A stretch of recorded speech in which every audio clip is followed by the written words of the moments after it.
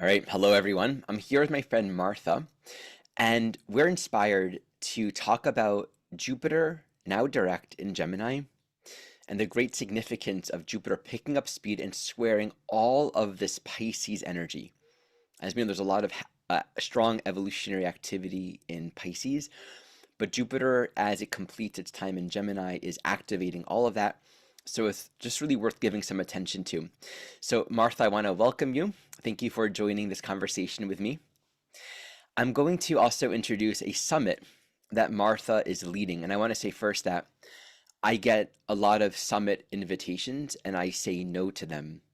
I'm very discerning around what I promote and what I direct people towards. I feel a lot of respect in Martha's integrity and the purity of intent with which she brings forward her work. So I just want to invite you to introduce yourself and talk to us a little bit about the summit that you're going to be offering this coming March. Aw. Thank you. Um, well, I really love and honor and respect your integrity, Ari. So that's part of why I asked you to be part of the summit. Yes. So in a nutshell, let's see, I'm Martha and you're my original astrology teacher. And now I'm going my own ways and doing my own things. And that includes co-hosting the summit with Kaylin Castell, who people may be familiar with.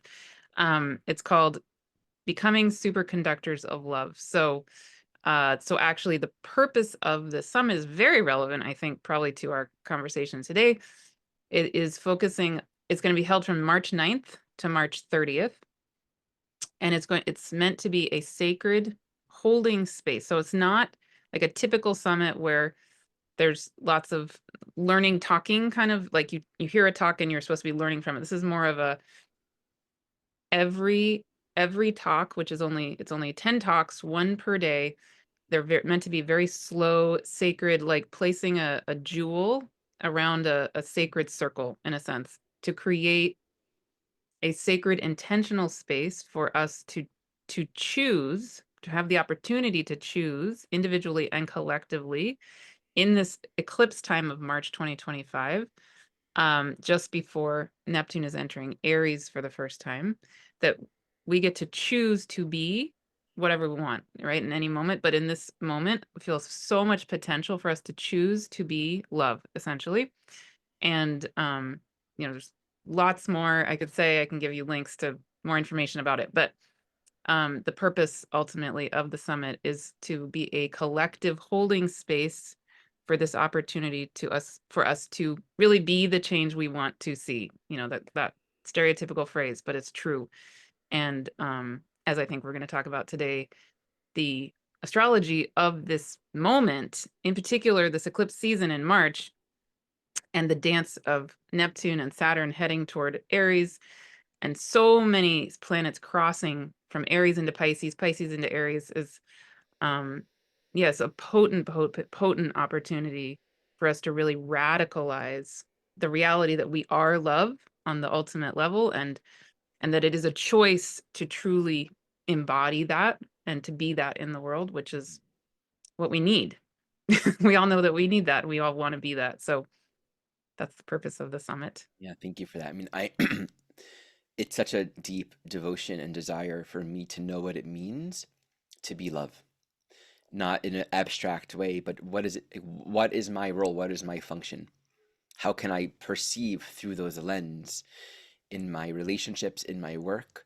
So this devotion to ground and spend time reflecting on that process of purpose, um, giving alignment and direction to our life on a higher level of meaning. With all of the strong Pisces energy, as you mentioned, and its movement into Aries, there's a calling for new direction, new movements, new clarity of purpose. So anything that we can do to ground and support our own cultivation is deeply valuable. So we'll post links for all of that in the description below. And also, Martha, you offer sessions, you have your own channel. So I will also post information about your work in the description. Okay. So this is why this topic excites me. And I'm definitely going to be doing more videos on all the nuance because Jupiter's doing so much. Let's just start by giving an overview visually of this transit and this process. So Jupiter is going to be uh, completing its time in Gemini, which it's been in for the past year. And just recently, about a week ago or so, Jupiter began moving direct. So, as always, there's a sort of like turning point energy when a planet moves direct. It's building energy, it's building momentum. There's a clarity and integration quality that comes with that. And it's moving direct to leave Gemini. And in this process, it's squaring all of these powerful points in Pisces. So let's just visually take a look at that, moving it month by month. We're in February right now. Here's Jupiter right there in Gemini. So you can say in April, it reaches a 10-degree orb to its square to the nodes at 27 degrees, and also just begins its square with Saturn, its final square with Saturn of 3.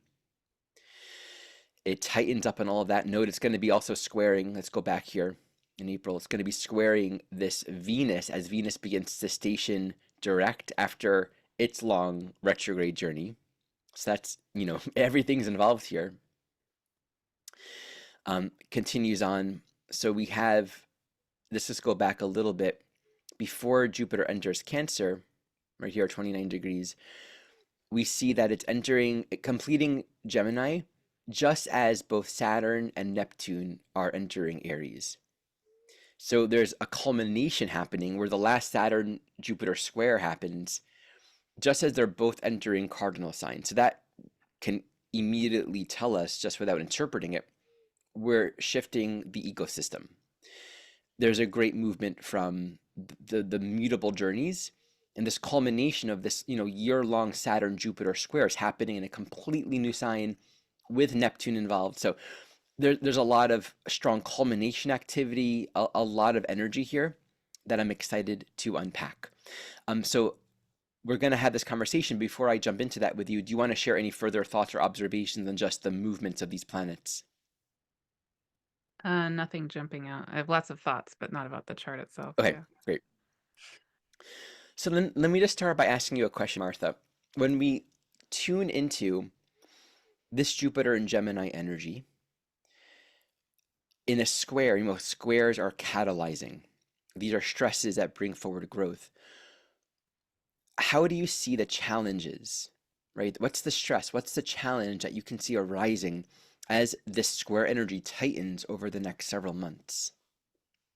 Yeah. Well, so I was saying before we started recording, one of the things that jumps out at me when you ask that question, I've been seeing this with a lot of clients lately, is this this sort of uncertainty, and I would say even anxiety around feeling like I don't know what to do. I don't know what's going on. Like a lot of feeling like things are nebulous and confusing, and like a lot of people who work with me right now are feeling like they're in this big transitional moment, and they know there's a humongous change coming, maybe a year or something from now, but in this minute they're really really feeling lost. um yeah, so I would say that's the big thing that jumps out at me, and it makes complete sense when we have so much Piscean energy going on, and even the Jupiter squaring that, and yeah. Right. To But add some context to that, if you think of Jupiter and Gemini, Gemini being our map. So whatever's happening in Gemini, we're mapping our world, which implies I know where things go. I can classify my reality, and I have a hold of it. I'm intellectually organizing things, right? Jupiter in Gemini is wanting to expand our vision and our insight and our understanding of the map. So there are new perspectives, new data points, new pieces of information, which ideally, right? It's like, oh, here's a perspective or a road that I never knew this road existed. If you're taking a walk, this happens to me. I'm taking a walk and I find there's like a little like alleyway that I never noticed existed. Like, oh wow, that just changed my whole organization of the world that I'm living in. And you walk that alleyway and there are cats and art pieces and trees, things you've never seen. Your whole world changes. And also how you get from point A to B changes, right? So that alone is a very expansive and exciting, just a curiosity and open-mindedness to learning. And then I think the stress that you're speaking to is Pisces on one level is anarchy. Mm. Because if we're, it's anarchy from the point of view of trying to hold and sustain an organization of reality, that Virgo polarity. It can feel like there's total chaos and we don't know how to classify or hold on to or possess in our mind a sense of direction. So when we're talking earlier, the thought that arose is the labyrinth, right? Just the Mhm. archetypal nature of the labyrinth. We're walking and we think, oh, I'm getting closer to the middle of the circle. So in our mind, we're thinking, if I keep on walking, I'm going to arrive here. And then suddenly the labyrinth shifts and we're at the perimeter of the circle again. So I think there two thoughts come up for me around this. On the one hand, there can be a significant degree of cognitive dissonance, right? Like I thought I understood, I thought I had a sense of where things are going, and it doesn't seem to work anymore. And it can be really disillusioning because we can give a lot of meaning and hope and value to our idea of this is what's happening in my life or in my relationship or with my body or with my plans. And then to actually see that it's literally tangibly going perhaps seemingly in the opposite direction. So there can be a total cognitive dissonance and a loss of perspective and confusion. And the other thought is, and I'm seeing a lot of this, and I think it's helpful for us to hold this perspective in that sense of, I don't understand, this is confusing. We might feel tempted to actually live in a sort of exaggerated, restless state where then we're grasping for more and more information. Let me get more readings done. Let me pull more cards. Let me look externally for myself because I feel so lost and confused that I need to hold on to some kind of security so I don't feel lost in the state of anarchy and meaninglessness. Would you have anything to elaborate on that? Yeah, yeah. I mean, a theme that's again been coming up with a good number of people is in the past few months. I'm trying to feel into whether I feel like this is energetically still quite as true, but I'll just name it anyway in case it resonates for people. When you're talking about the labyrinth, um, something that I've really felt in the process a lot of people are going through right now is actually a need. I've been thinking of it like a shell. So like the need for a lot of people to, in a sense, turn in on themselves. Like instead of go external, go the most internal you can possibly get until you get to the very, very, very, very, very center bing, like the very beginning of that internalized place, like the ultimate conception point of yourself in a sense, Yeah. right? The center of that shell. And that's where we restart, which actually maybe is very Piscean. I mean, it can be a lot of other things, but um yeah, because what I've just been feeling like energetically with a lot of people is that there is this sense of restlessness, really big fear around not knowing, like knowing they need to do something different, Mhm. but not knowing how the heck they're going to get there. Um, and the instinct, the way we've been trained is to then try to find the answer out there somewhere, Right. get a plan, do something very logical, linear. But the process I feel like a lot of us are needing to go through, a lot of people are needing to go through is the opposite, is actually going the inside, go all the way inside. And maybe there's no logic, maybe there's no cognitive thought that we're used to that is really going to be necessarily part of that process. And then when we are able to be held and feel safe to go all the way in and find that being like the very beginning place, then we can begin to unravel and come back out. And I a little bit wonder, I mean, I'm just in this minute feeling into the place we are astrologically. And maybe I would say what's coming to me initially at least is maybe with Jupiter now having gone direct, maybe the energy is ready to come back out a little. I don't know if this is making any sense to your way No, of conceiving. it is. I can see that it's going direct, but I think there's actually a lot of truth in what you're saying prior to that. Mhm. Um, because maybe we think Jupiter will intuit. So we intuit, oh, there's a path, there's a journey. You know, the sense of, but I can't rely on what I know can be really strong right now. Yeah. But I love what you're saying around kind of coming to that 0 point where there isn't information, there isn't perspective. I want to just hold that up for a moment. The issue with Jupiter is when we have too many answers. Wow. And Yeah. sometimes the last thing that we learned is what hinders us from continuing to discover more. And that needs to be differentiated between a sort of restless, I'm lost and seeking. And so I don't know that I have the capacity for realization, thus I'm going to look for more. That's different than the clarity of mind to let go of what I just learned. There needs to be like integration and a freshness of experience. And that's like the pilgrimage. Jeannie Zandy once shared this beautiful teaching when I was on a retreat with her. She's a spiritual teacher. And she said something like, if you're in the airport and you're buying a ticket to go to Florida, in that moment, you're not going to Florida. You're buying a ticket.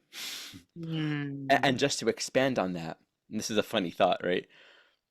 If in the airport you have to walk, and let's say you're in California, you have to walk westward to like the gate is west of where you're standing once you buy the ticket. In a literal sense, you're walking further away than Florida. It's like, but I'm supposed to be going to Florida. Yeah, but the plane's that way. But so that's an obvious kind of silly example because we all know it's like an airport and you got to walk to the gate to get on the airplane. Yeah. But that's kind of what our life might be like. And if we're holding on to this, like, I had this spiritual realization and it's clarity of mind, I absolutely know I'm going to Florida and that's why I'm here. Then why should I be walking that way? That can create a lot of confusion because at that point we're trying to control more than we appropriately should be controlling. So it's a silly analogy, but I think it's actually very real in our lives right now. Well, and it's from, I mean, you have little kids, and I'm thinking of my own younger daughter who's now almost a teenager, but when she was 2, right, she really badly wanted to go to school in the morning, preschool, Because her but older every sibling was, yeah. what'd you say? That's because her older sibling was? Yeah, yeah, like, she's Yeah. super excited. She really badly wanted to go, but every single morning, it'd be time to go to school, and what would she do? We would get to the car, she would have a complete full meltdown, humongous tantrum because she didn't wanna get in the car, and I was like, "But you have to get in the car to go to the place you wanna go." So interesting. Wow. Right? Wow. Every day. I want to relish that. That's so real. Mhm. Wow. Because the journey there isn't there. It's here. But the emotionality of that child not wanting to get in the car is so real for us. And also it's like very apt. Like literally a car is a transportation vehicle. And you have to surrender. Like you're not the driver, your mother is. Mm.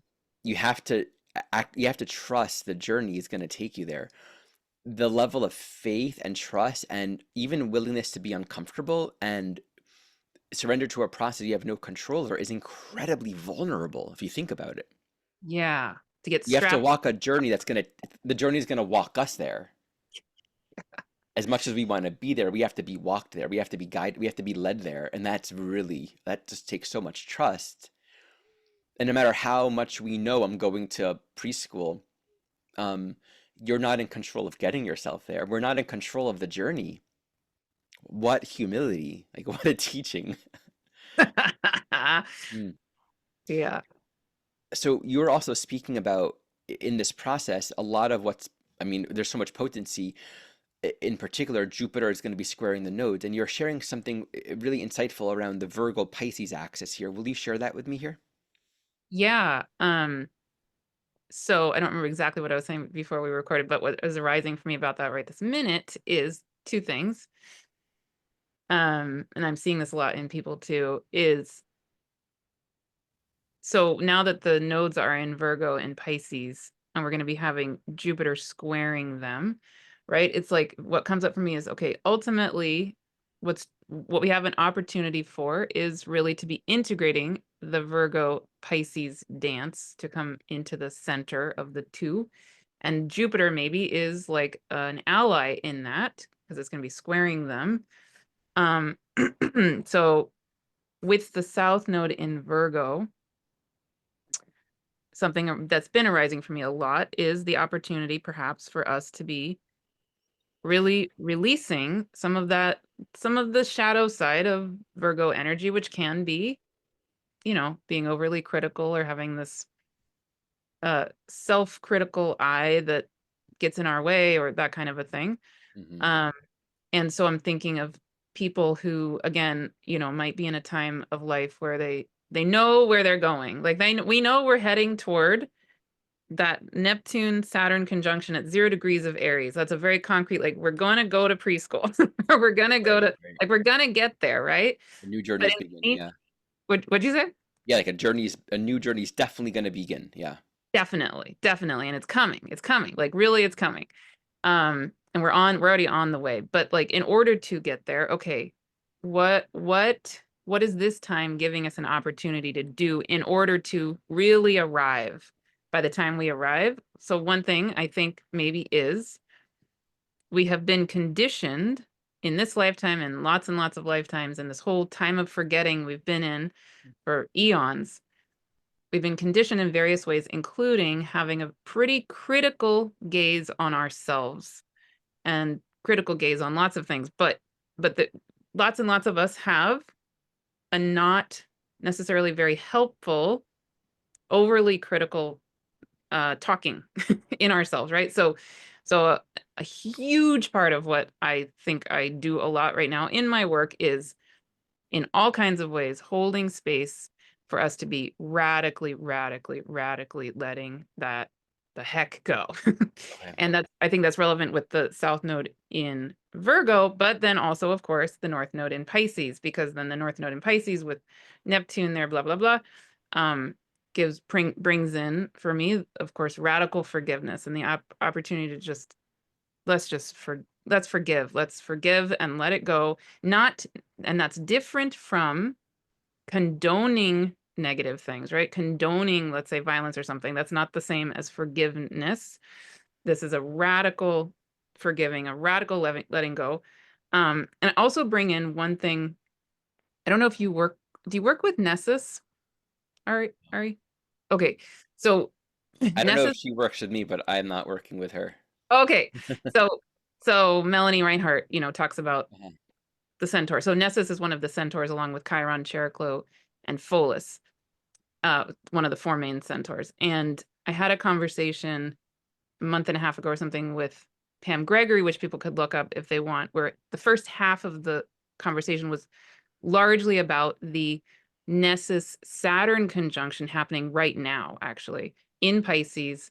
And then there's going to be the North Node Nessus conjunction in Pisces. And so Nessus, on a very basic level, and way more detail in that video, is Melanie Reinhardt talks about it as the buck stops here. Hmm. So yeah, so there's like, so with Saturn, which has to do with boundaries, right? In Pisces, comes together right now with Nessus in Pisces, and then the North Node, etc.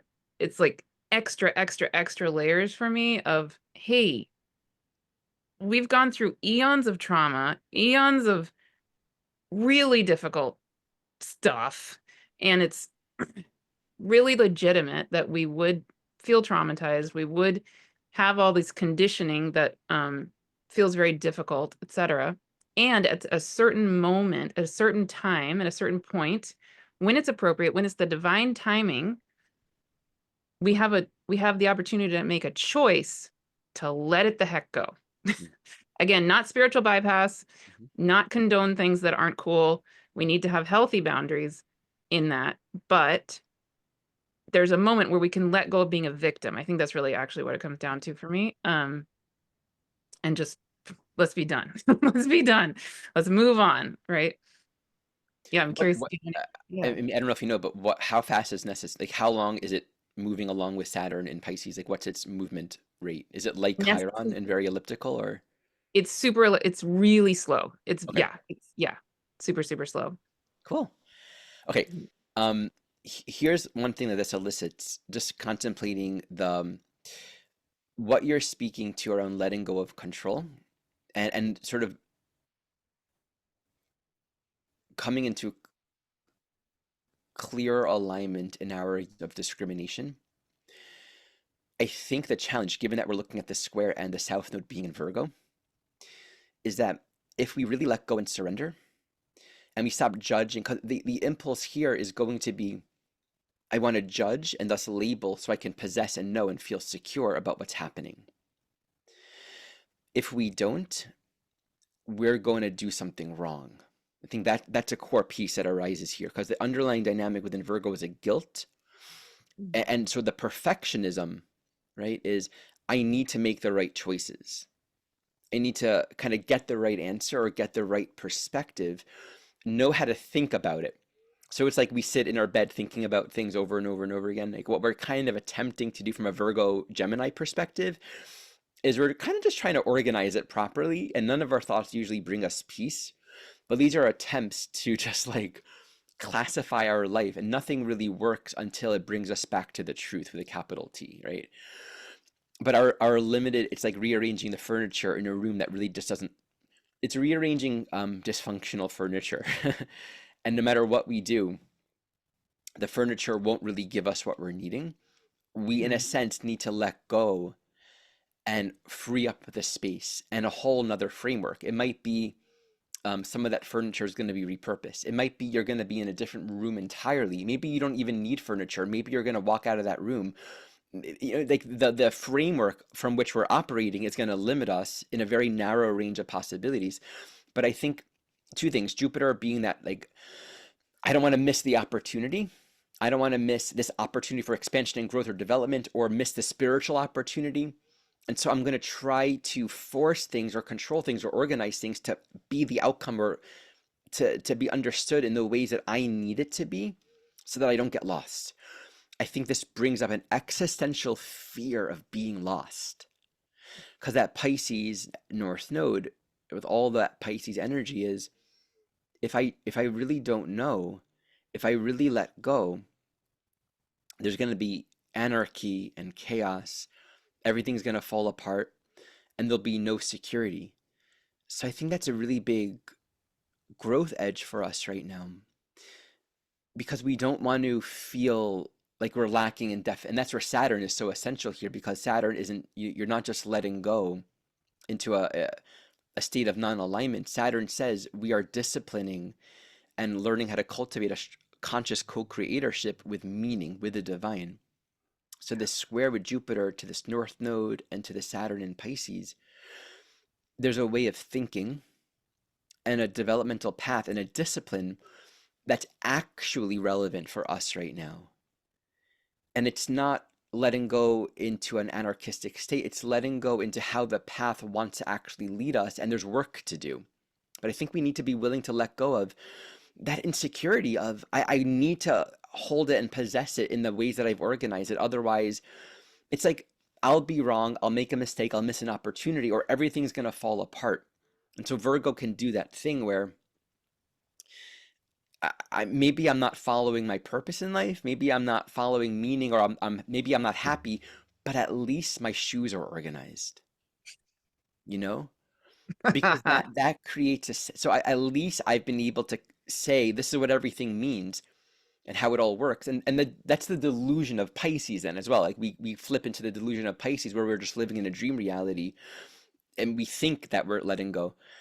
And so we have to really be mindful of that. A well-organized illusion is still an illusion. It's hilarious. I have an image coming to me if you want me to share it, Please do, but yeah. I'd be really curious to get your take on this. So, as I think you know, but maybe people listening may or may not know. So I this past year held my own astrology course for the first time, and then I just started round two. And part of what I'm doing in this, my way of approaching astrology is that I channel each of the planets. So I give kind of like, here's the Ari Moshe Wolf rundown of astrology. And then I go, and here's The Martha evolution of part two, astrology. right? So, so the Martha part two is more of the channeling embodiment way of being with the cosmos. So last month we were with Capricorn and Saturn, and so I channeled Saturn. Here's what came through when I channeled Saturn. This was fast, totally, it was so healing for me. Okay. So you are one of the people who I agree with that Saturn is a yin planet, yin energy, etc. Okay, right. So I already was on that page, but when I was then channeling Saturn, what we got taken into was becoming Saturn itself. Okay, so Saturn, for people who don't know, is a gas giant. It's massive and it's made of gas. So it is the planet that if you were to place it in a gigantic tub of water, bigger than Saturn, it would float in water because it's so light. It's so not Oh, dense. interesting. Okay. Yeah, isn't that cool? Mm. Totally fits that yin quality, right? And then, of course, we know Saturn has those rings. Okay, so when I was channeling Saturn, what came through was to basically imagine that we become Saturn and we get to just relax. It's almost like being in some kind of etheric bathtub or something. But you just get to just like lay back and totally let go, but you let go into the holding of those rings. You don't let go into chaos, right? You let go into Saturn's rings having the perfect spacing. Do those rings support are they essential for the glass giant sticking together? That's a great question. I don't think so, Okay. but that's a great question. Um, yeah, and so but there are like I could go on tangents. There's for example, there's this one moon of the moons of all the planets are a thing that I'm really into right now too. But one of the moons of Saturn, which is fascinating, is one called Enceladus, and it is actually this is so funny. It uh it has stream jets of water that are continually protruding from its south pole. And then so as it goes around Saturn, it creates one of Saturn's rings by basically like ejecting water constantly. Whoa. It's so, it's so awesome. Yeah. So that's a whole topic. But the point is, so I was channeling Saturn and I was getting this, we're basically being held to, be Saturn, but to release, let go fully into being held by those rings. And then Saturn, Saturn pointed out the fractal nature and the parallel reality of its own structure with the structures of atoms, Mm. our solar system, right? Like you can think of so many other parts of existence that mirror the structure of Saturn with its rings. And so what it said was oh wow, okay, I'm remembering this. So it itself became like a gong. So it's like if you think of anything in existence, everything has a vibration. So Saturn itself was being sort of like a gong of itself. So it was vibrating its own soul song, you could say. And then it was having us then feel that gong in the vibrational resonance of our own atoms, because it was pointing out that, hey, Mhm. atoms are actually structured very similar to me, meaning Saturn. Mhm. And it was pointing out that the subatomic particles of an atom, like protons, neutrons, electrons, etc., they are also just like the rings of Saturn in their perfect spacing, right? And so it was saying like if an atom were to collapse, like have no spacing, the atom wouldn't exist.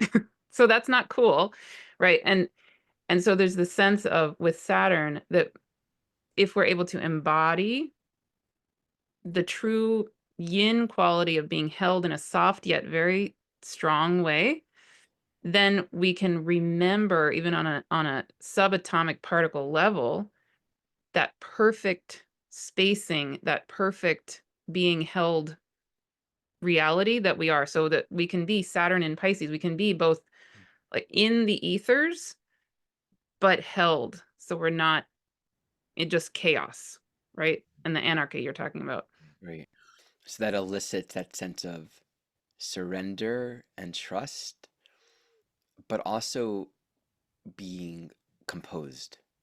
Yes, exactly. There's like a quality of I'm in alignment and I'm in harmony with the universe. I'm in harmony with my life, with the world around me.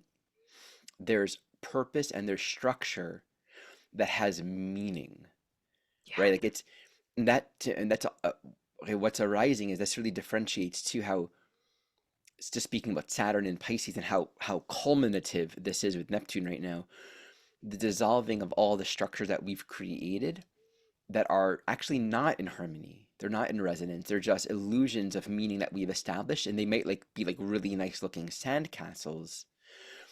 These can dissolve, and on the other side, there is a structure. There is an order. There is an organization. All these Saturn definition qualities that resonates with a greater plan and a greater ordering that we didn't actually invent. So I just love that imagery of when you're speaking, just imagine lying in a bathtub, surrendering to this greater field of letting go, but knowing that within that there's purpose and there's alignment, and that we are the word compose. I've never thought of that before in my life until just now. Being composed makes Wow. sense because compose is you're putting it together. Mm. But if you're composing a song, there's also a harmony to it, and it Yeah. resonates. So that's a really cool teaching, Martha. Thank you. Mm. So let me see my notes here if there's anything else that I wanted to explore with you. Are there any other thoughts that you have in just really exploring this Jupiter moving to square all of this Pisces energy? I mean, one thought, I'm actually curious to hear you speak a little more about what it means for you that all of this is happening just before Saturn, Neptune, and Jupiter enter into cardinal signs. So that's one thing that we can talk about. Totally. Yeah. Um, And while you're talking, I'm going to share the screen just to kind of give that visual again. yeah. Yeah. I mean, and I would love to hear your thoughts also. The big, big, big thing that's being gonged through my being as you're talking is I'm getting told, don't forget to say more about or hold more space for this radical forgiving. That feels so key to the North Node in Pisces, conjunct Neptune, conjunct, all of the things. Um, that it's like as Neptune reaches its very last degree in Pisces, and then Saturn is following. And then they're going to be going back. They're both going retrograde back into Pisces this year. So they both enter Aries this year, but then they both go back into Pisces this year, as we know, right? And then it's not until 2026, early 2026, when they both finally really, really, really do enter Aries, and then they conjunct exact on February 20th, 2026 at 0 degrees of Aries. Okay. So, and your talk in my summit is all about that. So Yeah, people, yeah. yeah, go to the summit to hear more of Ari talk about that too. But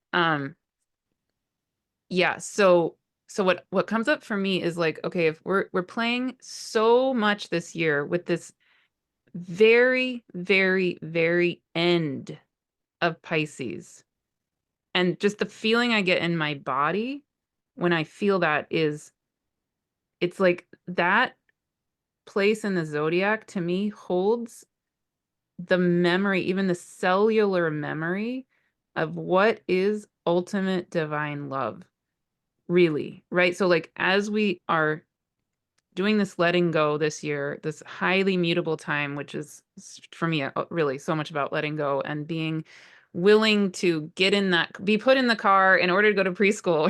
It's like, well, um, something that keeps arising for me is, hey, it's okay.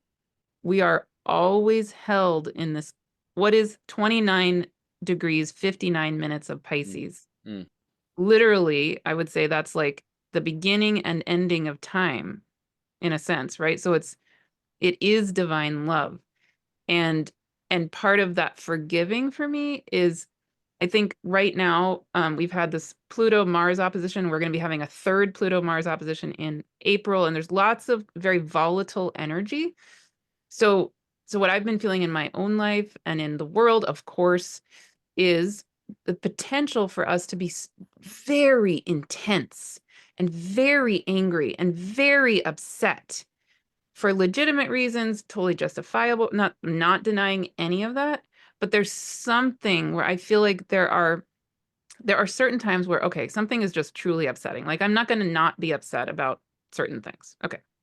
But especially I think maybe in our personal lives and personal relationships, um, it's like, do I really want to hang on to XYZ hurt? Or or what happens if I remember that I'm held in ultimate divine love? I would say sometimes if I'm in that place, my answer is, okay, I do need a certain boundary here. Like love says to me, you need a boundary. But a heck of a lot of the time, if I really am sitting in that place, ultimate divine love would say to me, I want to be in ultimate divine love with you or with, whoever. So then there can be a softening and coming back to our wholeness, coming back to our oneness within ourself, and then with each other. Um, and then there's a discerning of sometimes that's true, and sometimes we do need the boundaries, or maybe there's a both and, you know. But yeah, that's the big So kind are of. you speaking of this in terms of just the energetic transition from the mutable to the cardinal, in the sense of that letting go and dissolving, but then also the sort of the claiming of definition and purpose and individuation? Is that where this comes from? Probably all of the above. There's something about, I think, okay, this is just coming to me just in this second. You tell me what you think.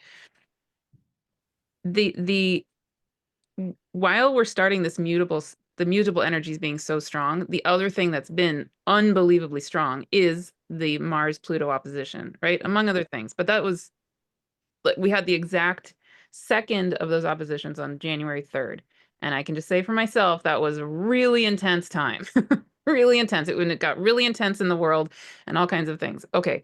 So, well, Mars is the ruler of Aries, and Aries is where we're going to be at preschool, right? Like Mhm. that's where that Saturn Neptune conjunction is going to be happening. 0 degrees of Aries, ruled by Mars, who's just having this very powerful dance with Pluto.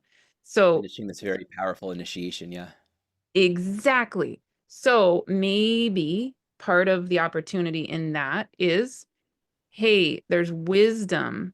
There's, as we feel maybe intensity or anger coming up, power dynamics coming up, whatever that Pluto Mars thing has been for us and will continue to maybe be for us, there's probably a wisdom there that's a wisdom in the anger, a wisdom in the need for change, a wisdom in it, whatever it is. Um, but ultimately, hopefully, we can also remember that we are held by divine love. So we don't stay in a what I would call like a damaging version of anger. We can come be held by love so that we can um, be true to the wisdom of the anger, but then ultimately melt back into divine love Mhm. Yeah. right before we get to this conjunction and we are finally at preschool. Does that make sense? That's beautiful. I mean, I think that's such a big principle with this merging of Pisces and Aries energies, and also Neptune entering Aries, because there's a calling, there's a spiritual activism, right? And in our lives, there's a sense of we are here to act and play a role, and that might mean learning how to be more fiery. Yeah. And I think the core difference that I'm hearing in what you're saying is, in the way that I frame it, the difference between being attached to outcome versus a sort of emptiness in our actions. We have to play our role, which might mean embodying certain fiery qualities. But when we're doing it, knowing that we're an instrument, we can engage, but then we're not holding on to it. We're not Yeah. living in anger. We're not living in attachment. We can just play our role and understand that it's simply us moving forward along this soul journey, doing what we're here to do, where we're each bringing forward our inspiration and our purpose and our agency to be a part of the greater plan of oneness returning home Yeah. to itself. And that's very different than picking up this identity of, okay, my purpose is to fight this battle. And then we become very invested in outcome.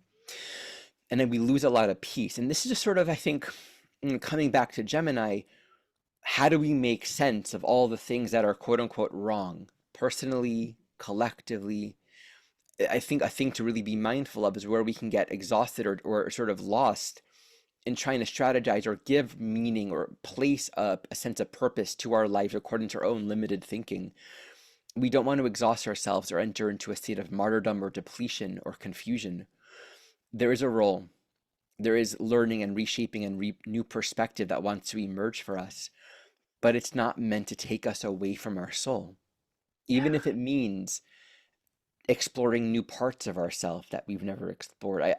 I shared this in a recent interview, just how this movement from the Pisces to the Aries energy can sort of be like the monk um, leaving the monastery and starting to work out in the gym, right? Just like what can otherwise feel very mundane, we want to animate more of this human life and allow ourselves to be available for new experience without judging it.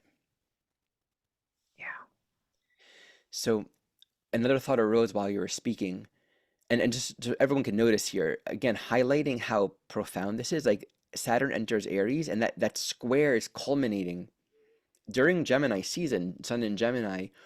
The last part of this square is Jupiter's in Gemini, but it's squaring this cardinal turning point and then enters right into Cancer Yeah. with a new phase with Mercury too, which is also a really cool yearly cycle. So there's just a lot of really interesting new energy. We're going to be learning so much more about ourselves and who we are. So the final perspective I wanted to bring forward is this: deception.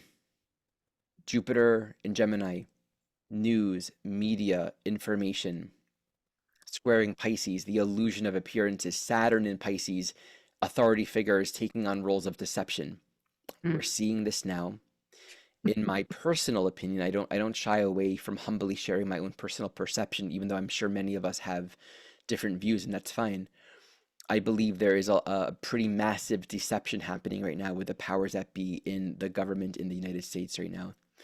Um, on a very deep level, I liken it to in Star Wars how Palpatine was the beloved emperor, but no one knew that Palpatine was a Darth Lord, Sith, right? Sith Lord. And this is just my own perception that I bring forward here. And I'm not trying to be partisan either. I'm not saying anything about any other politicians. I'm just stating what I'm seeing.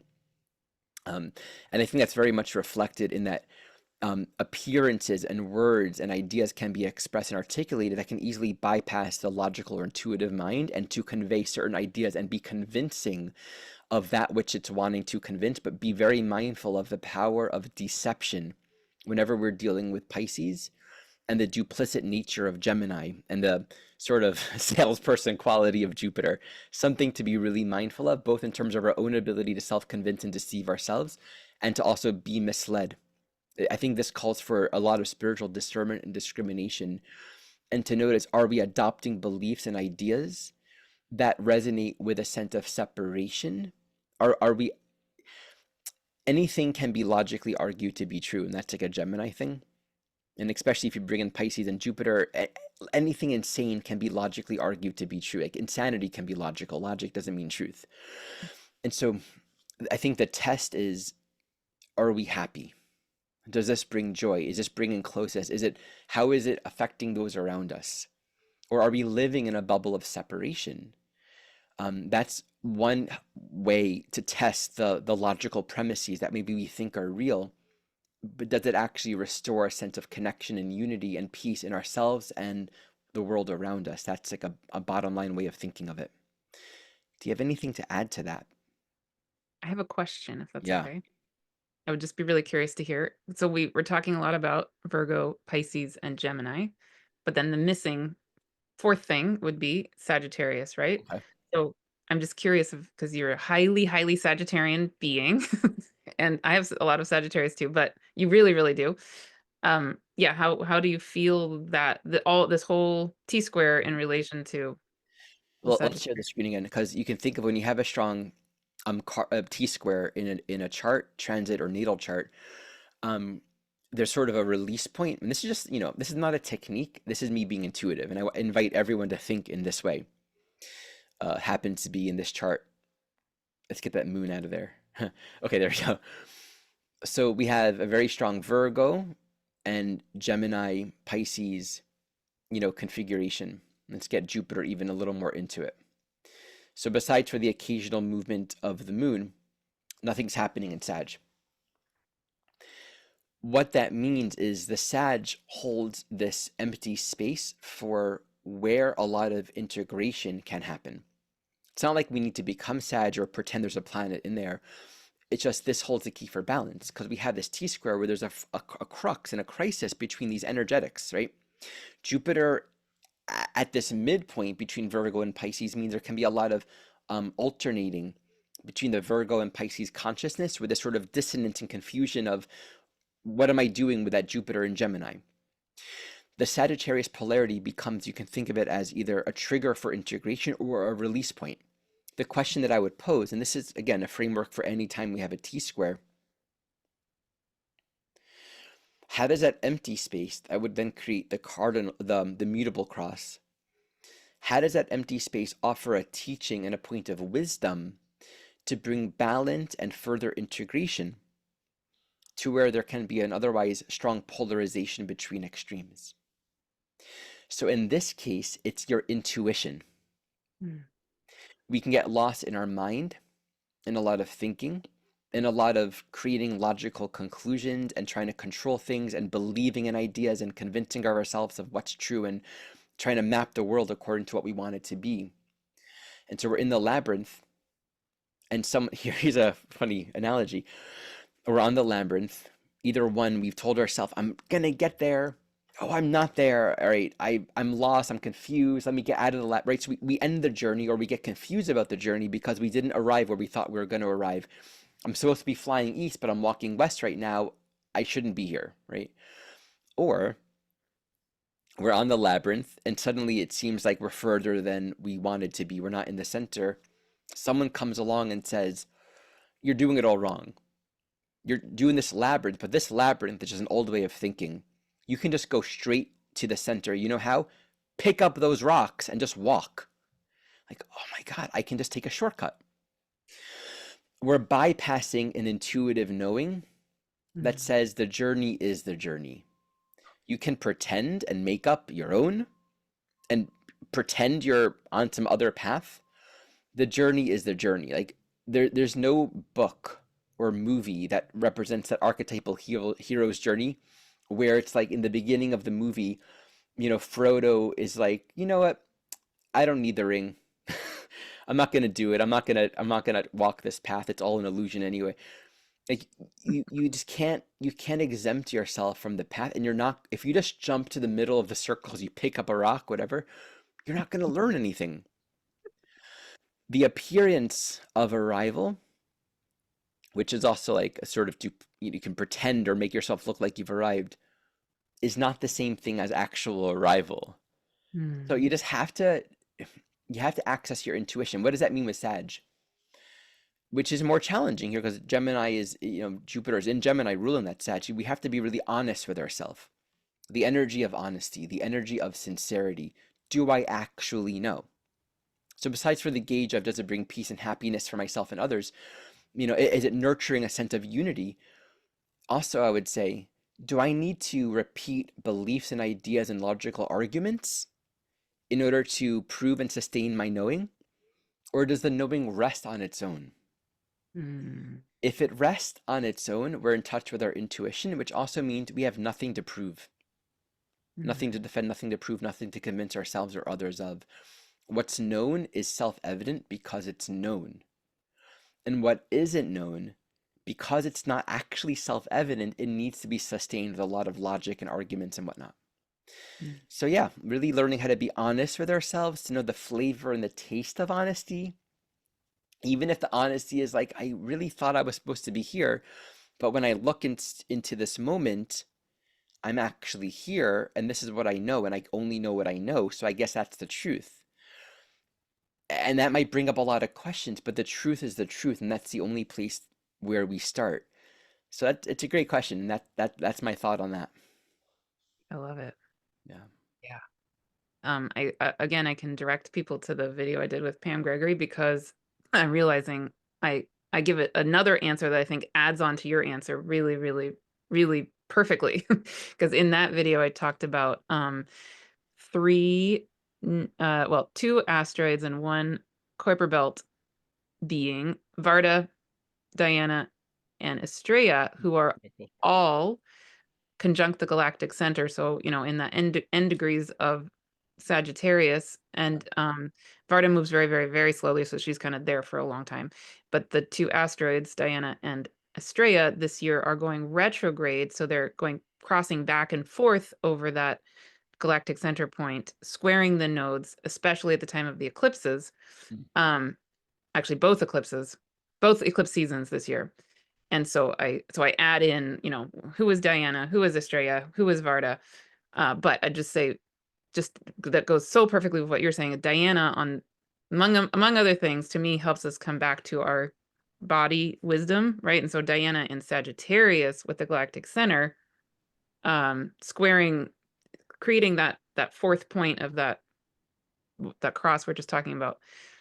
I think it just throws in yet another like flavor of, yeah, we need to we're being held and supported to really know our intuitive truth, the being that is us as a body, et cetera, et cetera, et cetera. So yeah, Cool. yeah. Nice. All right, Martha. Thank you for sharing this really enriching conversation with me on these transits. Once again, check out the description below for more on Martha's work and the upcoming Becoming Superconductors of Love. As Martha mentioned, she interviewed me. I gave a talk on the Saturn Neptune conjunction, going deeply into its movement into Neptune. I don't remember the talk. I don't have a good memory. I just remember feeling really good about it. It was like a really energizing and just engaging conversation. Announcement, as always, my training program is now open for enrollment. My 2025 first year training program. Martha actually took this with me, I think, during the first year that I ever did it. We are now moving into our 5th year. What? So yeah, I know, Cool. right? So I'm very excited about this year. It gets stronger, more solid, and my teaching kind of strengthens every year and my own growth as well. So I'm grateful for this opportunity. Learn more in the Dedication. description. We have part one, all of the basics, part two, chart interpretation. You can take the full program or just part one. This includes video, curriculum, workbook, transcription, assignments, weekly live meetings, many additional practice groups, including alumni, and the option for weekly practice classes with smaller groups with just myself. So it's a very enriching ecosystem, an opportunity to study astrology from a soul perspective, whether you're new to astrology in its entirety or already practiced but want to start from the very beginning, beginner's mind, studying this evolutionary astrology work.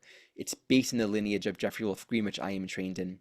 So as always, you can also reach out if you want to talk more or have any questions about it. And I can just say, yes, it ignited my own soul to be part of it with you. So give that plug. You just froze. Oh, did I freeze? You just froze. Say that again. Give the plug Oh, so I froze. said, Unfreeze it. Yeah. yeah. I said, yeah, I just want to say that when I was part of it with you, and I also studied with you before that even, that it was you who literally ignited my own being in my relationship with astrology. It was like, I've said this to you so many times, it was like something about you and your soul just, it like went like a drill, like straight into my own heart, my own soul, and it went doop. And then it was like I got ignited, and my whole life, I will never forget. I was driving many years ago now. I was driving in Santa Cruz, and I was listening to Ari Moshe Wolf in one of your classes talking about cancer, the sign of cancer, and I just started sobbing the whole drive through Santa Cruz. It's like I could not stop crying because it was so something my soul needed. It was like soul medicine, soul food for me. Um, so yeah, thank you yet again for that. Thank you for the plug and for the feedback. Mhm. All right, everyone. Thank you all so much for watching, and till next time.